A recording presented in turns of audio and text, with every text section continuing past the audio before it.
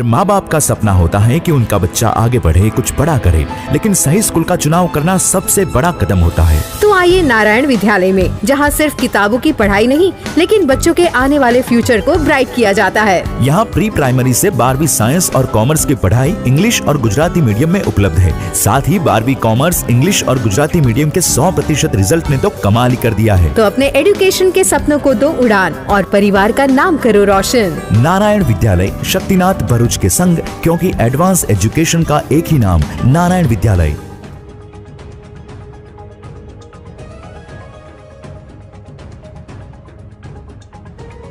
ભેળસેળ યુક્ત ઈંધણ વાહનોમાં ભરવાનું કૌભાંડ ઝડપાયું। એલસીબીએ કરી 5ની ધરપકડ, 3 વોન્ટેડ જાહેર।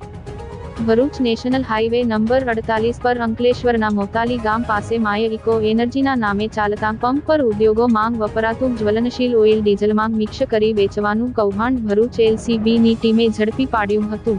ટીમે ગેરકાયદે ચાલતા આ ઓઇલ મિક્સ્ડ ડીઝલ વેચવાના કારસામાં 5 આરોપીઓને દબોચી લીધા હતા, જ્યારે મુખ્ય સૂત્રધાર સહિત 2 જણાને વોન્ટેડ જાહેર કર્યા છે।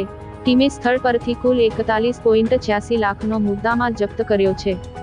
ભરૂચ નેશનલ હાઈવે પર મહાદેવ હોટલ પાસે આવેલા માય ઇકો એનર્જી નામના પંપ પર ગેરકાયદે રીતે ઔદ્યોગિક એકમોમાં વપરાતું જ્વલનશીલ ઓઇલ મંગાવી ડીઝલમાં ભેળસેળ કરી સસ્તા ભાવનું જણાવી આવતા જતા વાહનોમાં ઈંધણ તરીકે ભરી આપવામાં આવે છે તેવી બાતમીના આધારે ડીવાયએસપી અનિલ સિસારાએ એલએસએલના અધિકારી VR Patel, LCB PSI DA Kunvar સાથે સ્થળ પર રેડ પાડતા એક વાહન ત્યાં શંકાસ્પદ હાલમાં મળી આવ્યું હતું, જેમાં ઉદ્યોગોમાં વપરાતું ઓઇલ ભરેલું હતું। ઉપરાંત ડીઝલ પંપના સ્ટોરેજ ટેન્કમાં તપાસ કરતા તેમાં ઓઇલ મિક્સ કરેલું ઈંધણ મળી આવ્યું હતું।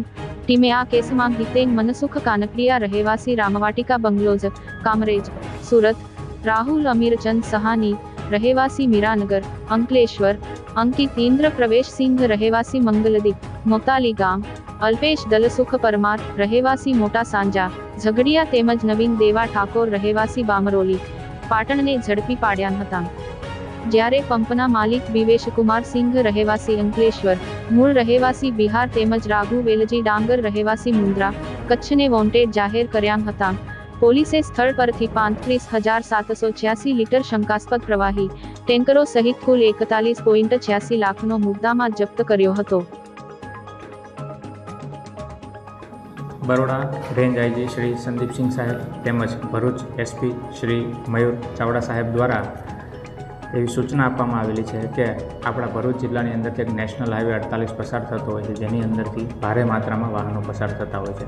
જે હાઈવે ઉપર કેટલાક પેટ્રોલ પંપો આવેલા છે, જે પેટ્રોલ પંપની અંદર કોઈપણ પ્રકારની ગેરકાયદેસર પ્રવૃત્તિઓ ન થાય તેને શોધી કાઢવા માટે કે તેની અંદર કાર્યવાહી કરવા માટે વારંવાર સૂચના કરવામાં આવતી હોય છે। જે અન્વયે એલસીબી પીઆઈ મનીષ વાળા દ્વારા જુદી જુદી ટીમોનું ગઠન કરેલું અને જે ટીમોને અલગ અલગ બાતમીદારોથી તંત્ર એક્ટિવ કરી અને એક બાતમી એવી મળે છે કે નેશનલ હાઈવે 48 ઉપર અંકલેશ્વરથી ભરૂચ તરફ જતા વચ્ચે એક પેટ્રોલ પંપ આવેલો છે, જેનું નામ છે માય ઇકો એનર્જી એટલે કે મી, કે તેની અંદર કોઈ ગેરકાયદેસર પ્રવૃત્તિ થઈ રહી છે, જેમાં ઔદ્યોગિક એકમનું જ્વલનશીલ પ્રવાહી મંગાવી અને તેને અન્ય પેટ્રોલ કે ડીઝલ સાથે ભેળસેળ કરી અને સસ્તા ભાવે વેચવામાં આવે છે અને જેને વાહનોની અંદર ઉપયોગ કરી અને વાહનોને તેમજ પર્યાવરણને પ્રદૂષિત થાય તેવી કાર્યવાહી ત્યાં કરવામાં આવે છે। જે બાતમીને અનુસંધાન એલસીબીની ટીમ દ્વારા એક રેડ કરવામાં આવે છે। જે રેડની અંદર ત્યાં ઘટના સ્થળે જઈને જોઈએ તો એક ત્યાં ટેન્કર પડેલું હોય છે, જેનો નંબર છે GJ12BT5152।